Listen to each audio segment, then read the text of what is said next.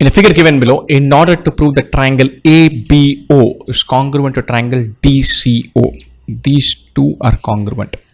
If we want to prove this, remember, we know this angle is equal to this angle, vertically opposite angles. These two angles are equal. That means this angle, the third angle, should be equal to this. Three angles of a triangle are equal. So if any one side is given to be equal, we are through. If you know AB equal to CD, we are through. Okay.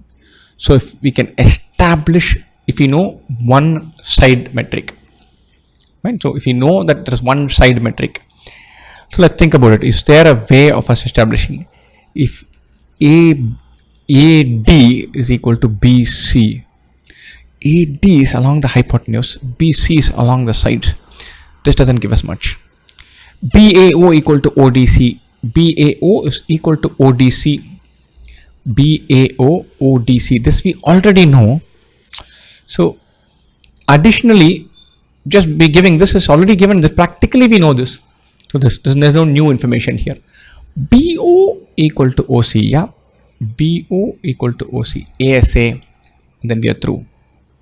This AB equal to BO. This tells us that one triangle is right angled isosceles. That means another one will also be right angled isosceles. Right? But it doesn't tell us more than that. We cannot say that the two triangles are congruent.